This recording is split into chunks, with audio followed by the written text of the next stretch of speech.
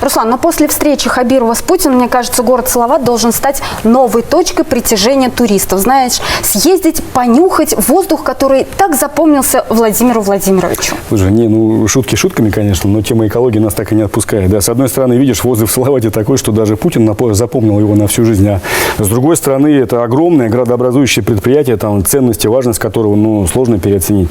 Слушай, вот это промышленный район, да, там Стерлитамак, Салават, Ишимбай, там экологическая ситуация на самом деле всегда была непростой. Но в Уфе она тоже непростая. Вот таким памятником экологической ответственности от этих промышленных гигантов перед окружающей средой до сих пор в Уфе остается огромная площадка химпрома. Та самая площадка, с которой был огромный выброс фенола, который потравил вот тут всю Уфу, да? Ты, наверное, еще маленькая была, да. Но на самом деле забыть вот эти вот фронтовые очереди за питьевой водой, там на каждом углу их очень сложно. Кстати говоря, в следующем году будет печальный юбилей. 30 лет вот этой фенольной катастрофы. Руслан, праздновать тут нечего. Главное тут вообще признать, что есть такая проблема и начать над ней работать. Потому что про химпром, по-моему, это такая была запретная тема последние несколько лет. И поэтому о ней никто ничего не говорил. Слушай, слава богу, сейчас наконец-то руки дошли и отыскиваются деньги. А главное, есть политическая воля для решения этой проблемы. Потому что сами по себе этот диоксин и ядовитые химии, они, конечно, не рассосутся. Не рассосутся. Но хотелось бы поподробнее об этом. Давай.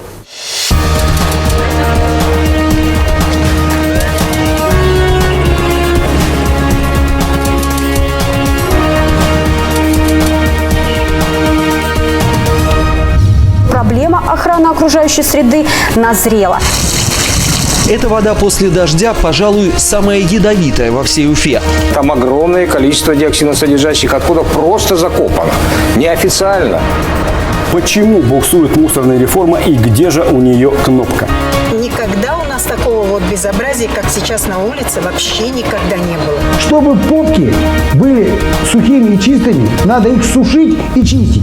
В ближайшие 5 лет на улучшение экологической обстановки в Башкирии будут направлены беспрецедентные 45 миллиардов рублей. Это и деньги из федерального и региональных бюджетов, и внебюджетные корпоративные средства. В списке главных экологических проблем нашего региона несанкционированные свалки, сохранение лесов, качество питьевой воды, загрязнение водных объектов, самое пристальное внимание властей к объектам так называемого накопленного вреда, особое место среди которых занимает уфимский химпром.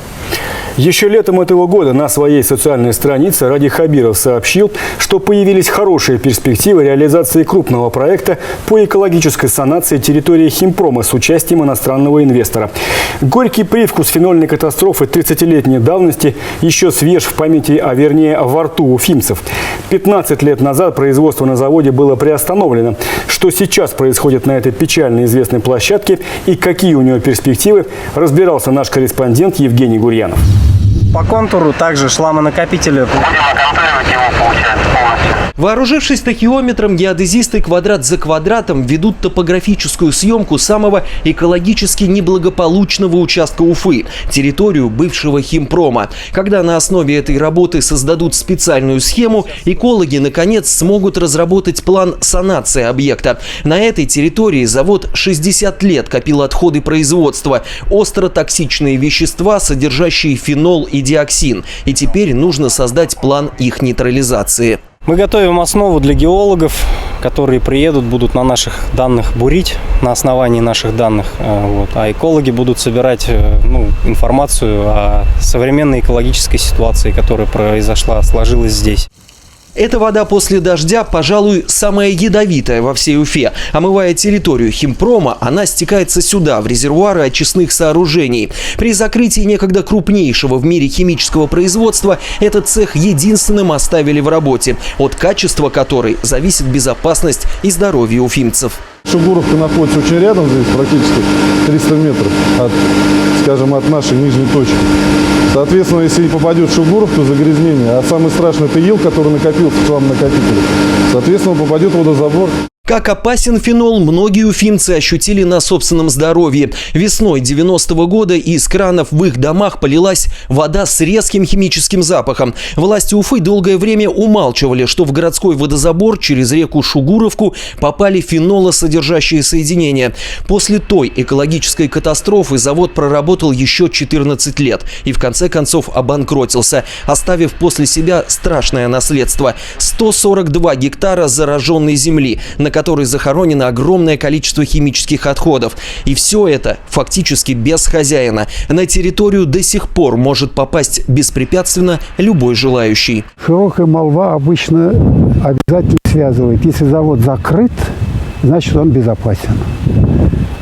Вот это как раз отражение противоположной точки зрения. Завод закрыт, но он остался таким же страшным явлением в экологии Уфы, как и был при жизни. Когда осадков много, тает снег или сильный ливень, часть сточных вод с территории химпрома скапливается в одном из открытых шламонакопителей. Это то самое специальное сооружение, предназначенное для хранения ядовитых отходов. Его точные границы в этих зарослях с первого взгляда не определить. Также сложно пока оценить весь объем вредных веществ, хранящихся здесь и вообще на территории бывшего завода. Точные данные не сохранились. По некоторым сведениям, многотонных, полностью заполненных шламонакопителей здесь 8. Они закрыты и находятся под землей, где именно сейчас и устанавливают специалисты. До марта 2020 года должны быть приняты конкретные меры для охраны этой территории и недопущения размещения отходов на земельных участках, принадлежащих бывшему Уфа химпрому. Несмотря на то, что свои отходы химпром 60 лет хранил в шламонакопителях, экологи заявляют, от производства пострадала и остальная часть территории. По их мнению, вся земля под заводом пропитана фенолами и диоксинами в глубину аж на несколько десятков метров и требует экологического оздоровления. Несколько лет назад уже предпринимались работы по проектированию и рекультивации этого объекта. Но, к сожалению, ввиду финансовых сложностей, ввиду экономического кризиса, все это было отложено. И вот сегодня мы констатируем, что дело сдвинулось с мертвой точки. Я думаю, что мы это дело доведем до конца. А в 2019 году территория химпрома внесена в национальный проект «Экология». Федеральный центр готов выделить большие средства на санацию объекта. Но для этого властям города Уфы необходимо предоставить проект оздоровления, обосновать план нейтрализации накопленного экологического вреда и необходимые на это затраты. Кроме территории химпрома в национальный проект «Экология» попали еще 2 республиканских объекта. Это Семеновская золотоизвлекательная фабрика в Баймакском районе и Михайловская свалка промышленных отходов с нефтехимических предприятий Стерлитамака, где по заявлениям эколога под открытым небом свалены десятки тысяч тонн ядовитых веществ, содержащих никель и хром. Разлито большое количество нефтепродуктов, а сразу за оградой свалки находятся сельхозугодия и колосится пшеница.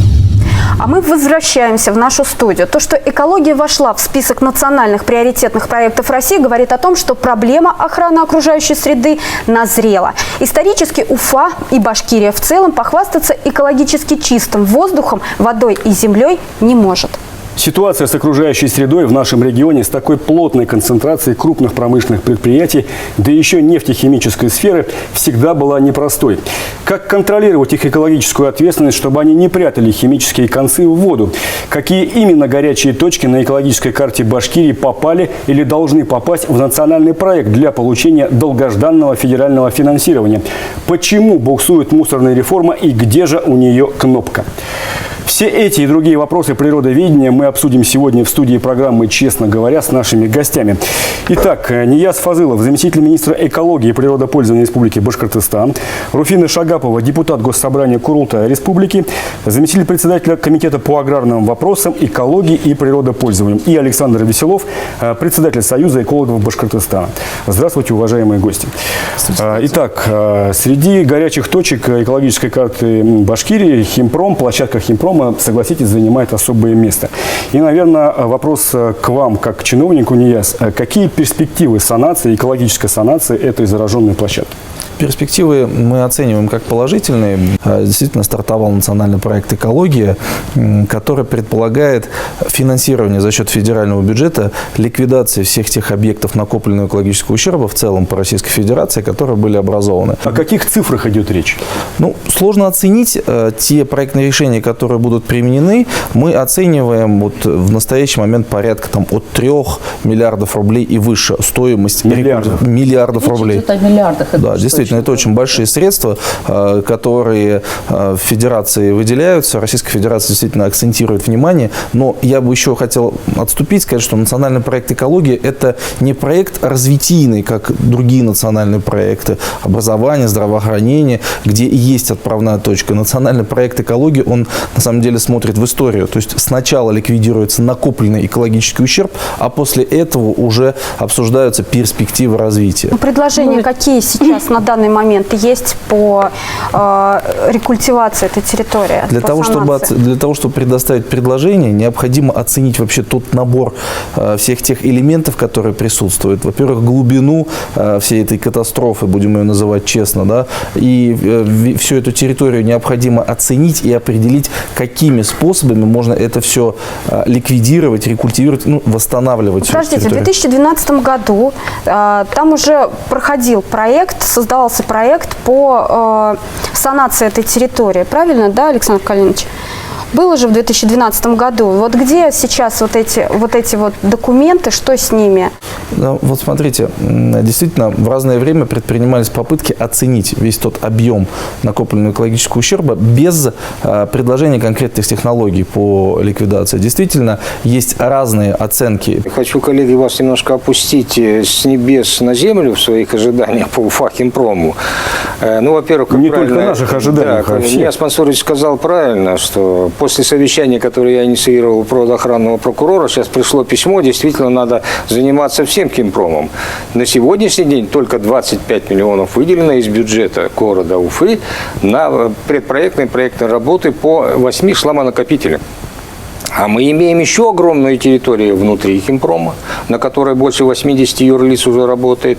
И вокруг еще территории химпрома. Мы имеем территорию старой свалки напротив Чернушинского пруда возле ТЭЦ, которая даже не огорожена на сегодняшний день. Там огромное количество диоксиносодержащих отходов просто закопано. Неофициально. Люди там ходят и дышат этим.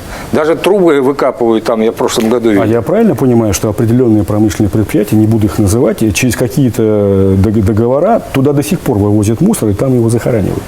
Нет, там мусор, либо промышленные отходы, да. Промышленные отходы захоранивают. Безусловно, мы имеем ряд фактов, где на этой территории перерабатывают отходы, обезвреживают якобы коммерческие структуры. Я хочу продолжить свою мысль. Мы слышали про вопрос санации всего химпрома и сумма 4 миллиарда рублей на санацию в 2013 году, год экологии был. В 2017 году год экологии был от главы республики, публичные были заявления, обещания. Поэтому я немножечко скептически отношусь к очередным, так сказать, усилиям в этом направлении. Я не говорю, что их не надо делать. Делать надо, и мы делаем. Руфина, вот вы же давно... Александр Калинович, вы же понимаете, что вот вообще химпром, это вот к вопросу о том, почему федеральные деньги, это вообще федеральная тема. Это не проблема одной Уфы или Башкирии. Это завод всесоюзного значения. И когда вот это все случилось, беда вот эта приключилась, уже тогда должны были заниматься для того, чтобы федеральные деньги были выделены. И получается, уже давно один на один с этой проблемой. Один на один мы остались со своей проблемой. И вот долгое время город и республика еще между собой как бы определяла, вот кто все-таки должен решить эту проблему. Так ведь, Александр Калинович, у нас тоже такая история присутствовала. Сейчас на бюджетные деньги именно городские выделены, вернее, вот торги, да, прошли. Питерская группа компании выиграла. Она сейчас решает, что дальше, по какому пути мы пойдем с решением этого вопроса. Просто федеральная программа по ликвидации накопленного экологического вреда, она не утверждена до сих пор. Оттуда планировалось выделение всем субъектам федерации были планы, на вот эти объекты. Были цифры. Да, нет ее этой программы. Поэтому я сразу главе республики сказал, после публичных заявлений, что денег не будет. Тем более, что ГУПНИ и БЖД, и Минэкологии Башкирии отнесли диоксиносодержащие отходы, 500 миллиарда тонн, 500 тысяч кубов, вернее, в 8 сломонакопителях к 4 классу опасности. Малоопасные вещества. На малоопасные федеральный бюджет не даст денег. Сейчас мы поставили вопрос перед заказчиком, перед городом. Включите в техническое задание отбор проб и новые паспорта, составление новых паспортов отходов. Это первый класс опасности во всем мире. Опасности. Как составляли техническое задание? Почему это специалистов не привлекли? Все заинтересованные лица, которые могли бы в этом принять участие, вот Курултай, общественники, эксперты. специалисты, эксперты, тот же Марс Гилязович, об этом узнали уже когда-то из газет, да. То есть это вот при таком раскладе как может правильно решиться вопрос? У нас вот всех недоумение только. У вас какая-то своя версия. Я попробую прокомментировать. На самом деле есть регламентные сроки, когда мы можем заявляться на эти федеральные средства. То есть сейчас могу сказать, что в Министерстве природных ресурсов Российской Федерации идет очень жесткий конкурсный отбор в части предоставления пока заявок на предоставление этих федеральных средств. И есть очень четкие требования по предоставлению, например, определенного пакета документов, как контракт. Все банально. Мы хотели успеть сроки, но ведь результат-то не опять может повториться та история, когда мы уже заявлялись и ничего не получили. Я думаю, что так оно и будет, как я сейчас скажу. Без экспертизы, без положительных заключений экспертизы никто финансировать из федерального бюджета не будет. Это однозначно. Руфина, я понимаю, что эколог – это очень пессимистическая профессия. Я им всегда об этом говорю. Вы как депутат, что скажете? Но я тоже боюсь, что это неоправданная спешка была, учитывая, что 30 лет мы этой проблемы как бы вот... 30 лет, 30 лет этой проблеме мы бы могли сейчас просто концептуально изменить отношение к этой ситуации. Я вот 6 лет слышу от Александра Калиновича, что там класс опасности другой сделаны. Вот разобраться хотя бы с этой ситуацией. Когда мы ученым это задаем, сейчас уже после проведения определения вот, питерской этой группы, да, задаем ученым вопрос, у них тоже очень большие сомнения, что мы сделаем так, как надо. Поэтому я тоже считаю, что вот эта спешка, вряд ли она была оправдана. Нам остается, если оптимизм вы от меня хотите, да, то что просто надеяться. Ну, вы знаете, вот, допустим, лично для меня внушает оптимизм то, что есть на данный момент политическая воля.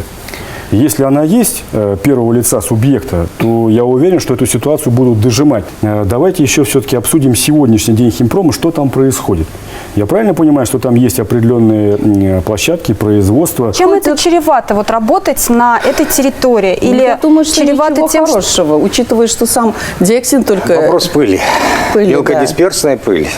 Частички диоксинов, фуранов присоединяются к этой мелкой пыли, и люди вдыхают. Официальный отчет наших ученых-диоксинщиков, не только башкирских, но и московских, красноярских, новосибирских, я читал, у меня есть выдержки из этого. Находиться на территории Уфа-Химпрома можно только в общевойсковом защитном комплекте и в респираторе. Давайте все-таки перейдем к перспективам и планам. Кроме химпрома мы еще заявились по другим объектам, да, по Михайловская свалка промышленных отходов и Семеновская золотоизвлекательная фабрика. Можно об этом рассказать? Ну, касательно этих двух объектов, по Семеновской золотоизвлекательной фабрике в настоящий момент у нас определенный инвестор, который взял на себя обязательства по рекультивации данной золотоизвлекательной фабрики и продолжению этой работы.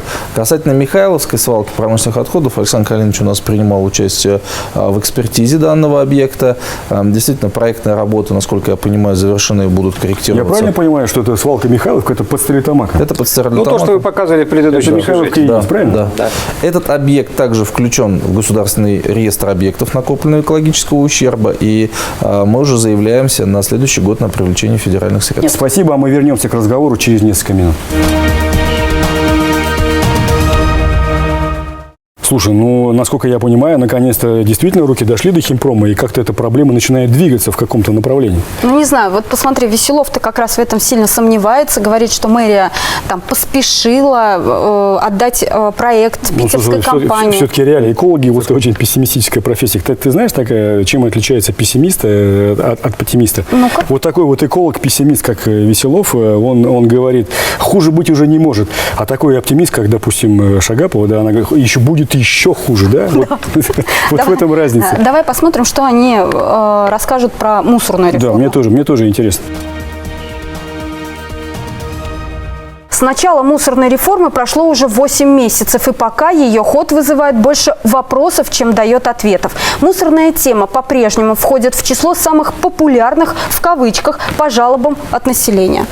Причем недовольны все участники процесса. И региональные операторы, и органы исполнительной власти, и экологи, и самое главное, простые жители, для которых, по сути, ничего не изменилось, кроме цифры в квитанции.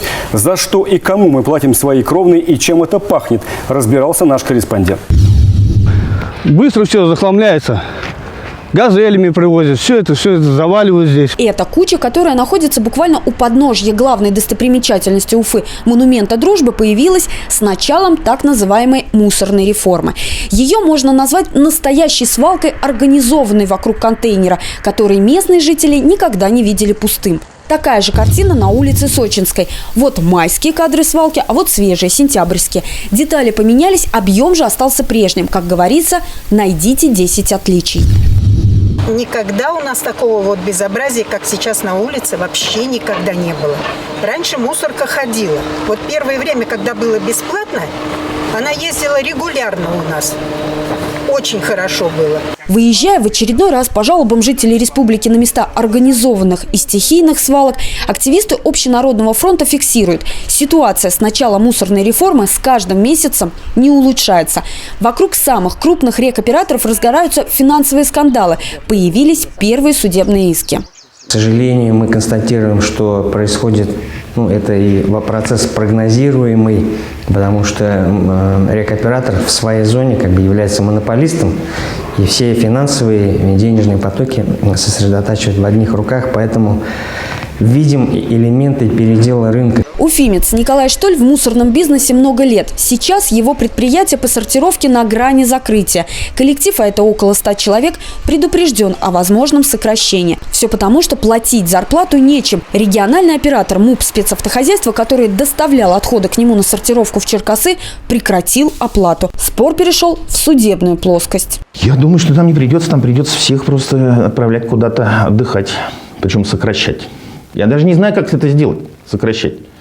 Сократить это надо что-то выплатить. Что-то выплатить, извините, это надо откуда-то взять деньги. Руководство спецавтохозяйства от комментариев отказывается, но исходя из судебных материалов, их позиция такова. Николай Штоль сортирует мусор, который используется как вторсырье, а остаток, так называемые хвосты, спецавтохозяйство забирает и захоранивает на полигоне. И эту работу Штоль обязан оплатить сам, считает руководство рекоператора. А предприниматель же уверен, что в тарифе за вывоз мусора все уже давно учтено.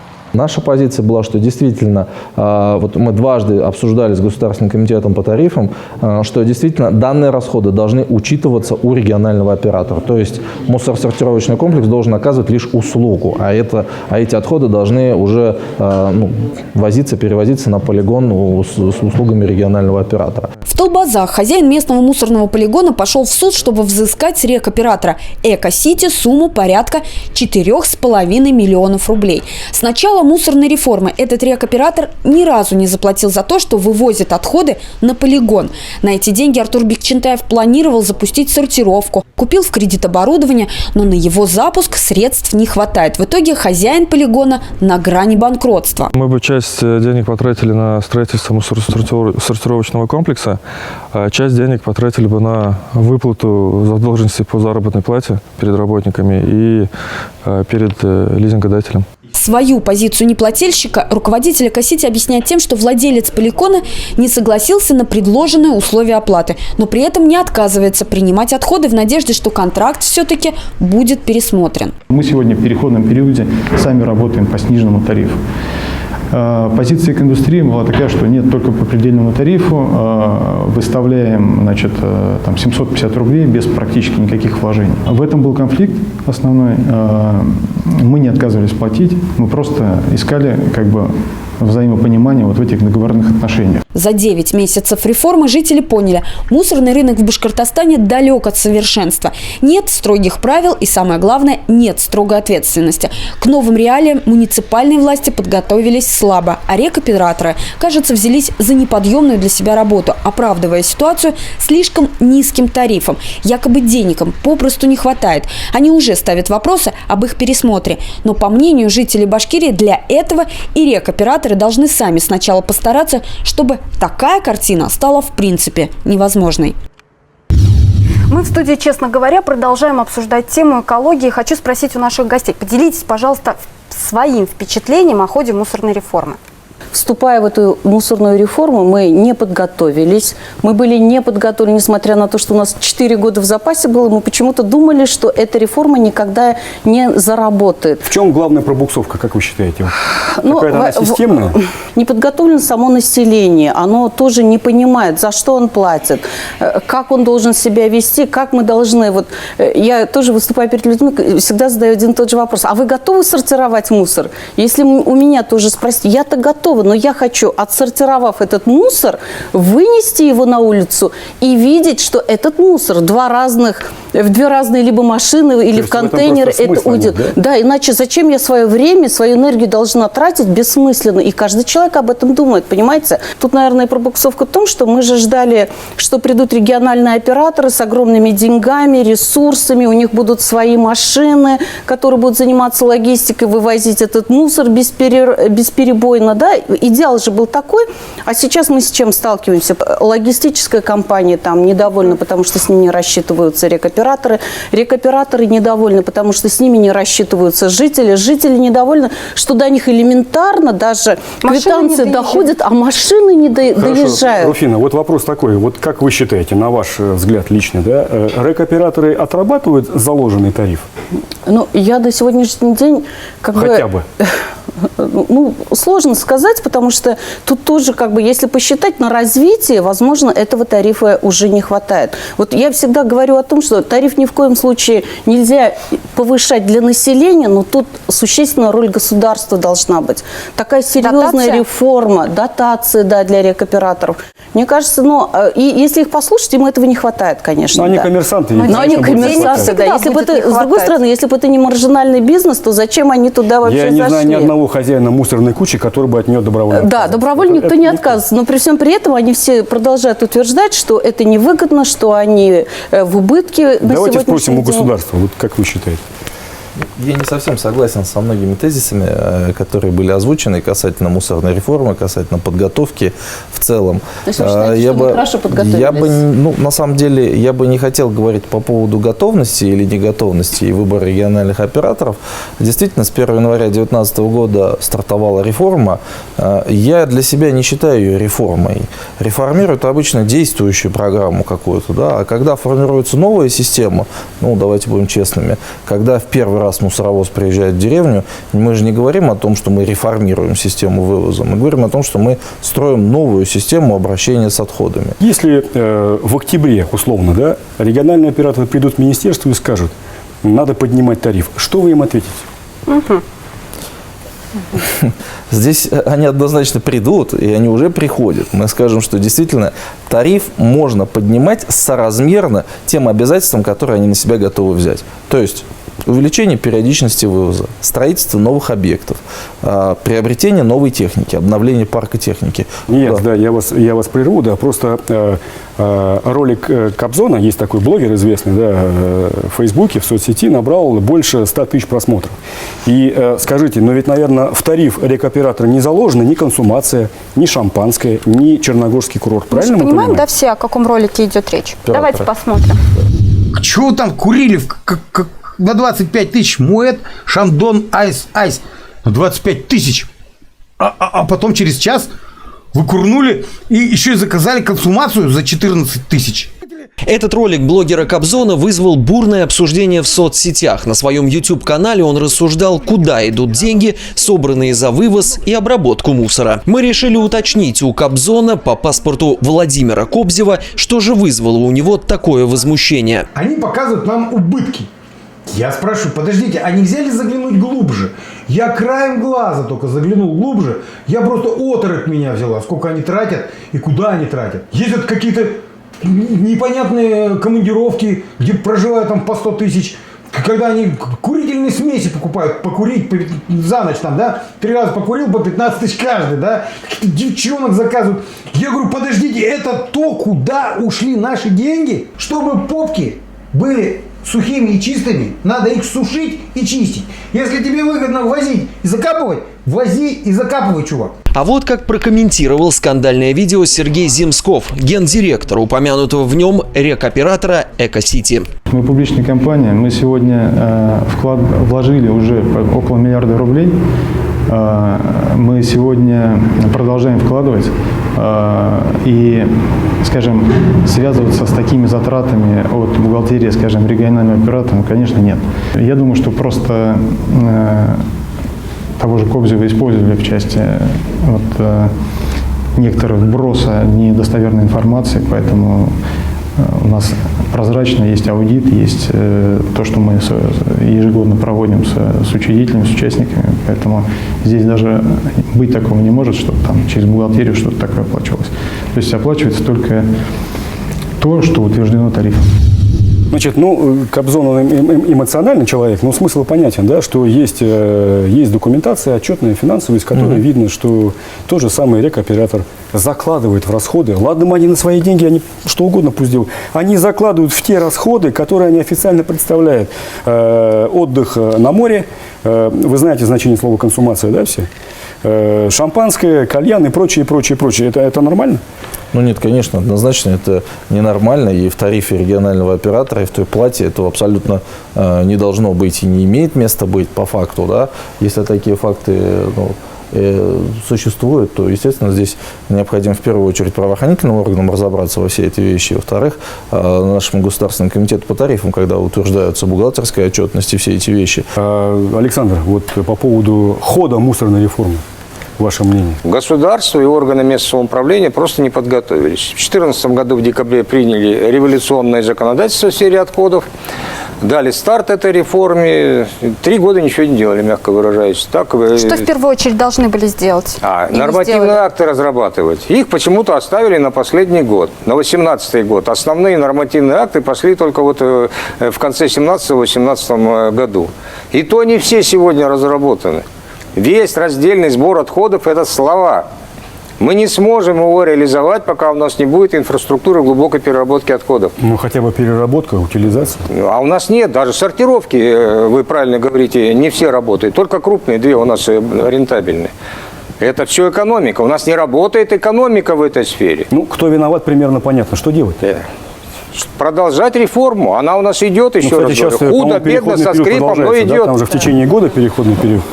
Действительно, никто никогда не задавался вопросом, а сколько же контейнеров надо вообще в контейнерных площадках. Дополнительные деньги, бюджетные. Я могу сказать, что порядка уже 800 миллионов Республика Башкортостан, консолидированный бюджет выделили на все эти, то есть муниципалитеты самостоятельно изыскали средства, Республика Башкортостан дополнительно выделила. Один вопрос – это контейнера и контейнерные площадки, а второй вопрос – это полигоны.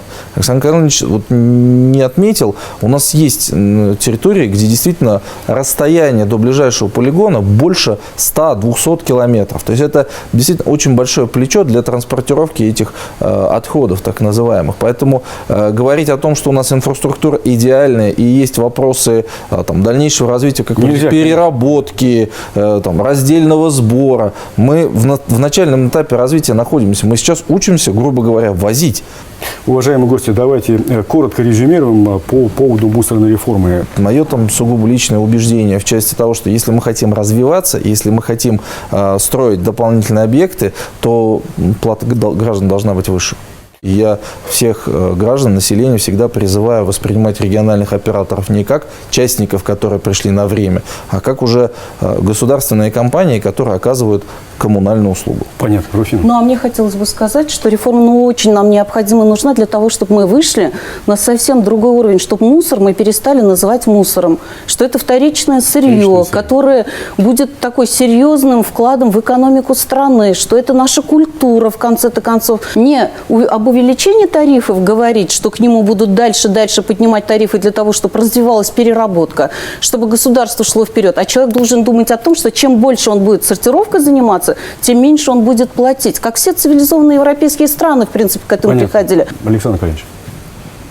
Ну, как я уже сказал, реформу продолжать надо. Здесь не только экономический аспект. Я думаю, что с нового года более-менее экономика у нас заработает, повысится собираемость, плата от населения, более-менее дисциплинируются региональные операторы, органы местного самоуправления. То есть будет работающая схема управления коммунальными отходами. Я не говорю про промышленное. Это тоже очень большая проблема, которую вообще никто не обсуждает. Опасные промышленные отходы.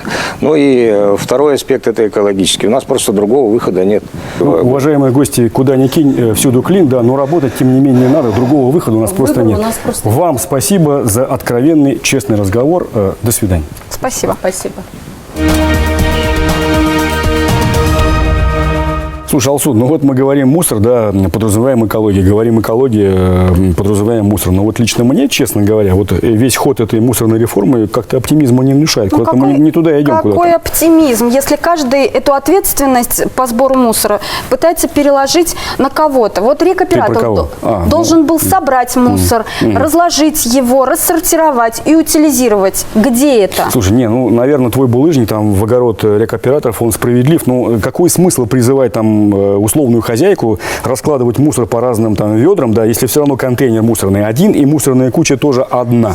Какой в этом смысл? Я не против рассортировки мусора. Раздельного сбора ты имеешь в виду? Да, раздельного. Мы должны потренироваться, уметь это делать, но мы не знаем, куда это все вынести. Слушай, это же не спорт, чтобы тренироваться. Давай не будем забывать, что мусор это серьезный бизнес, это серьезные деньги. Сначала надо людям условия создать, потом их призывать и требовать. Это серьезный удар по экологии. А я, как человек мнительный, хочу знать, какая вокруг меня экологическая атмосфера, каким вообще воздухом я дышу. Хочу все знать. Конечно, ты имеешь на это право. Более того, все имеют на это полное право. Кто с этим над этим нужно еще работать и работать, Руслан. Тебе слово.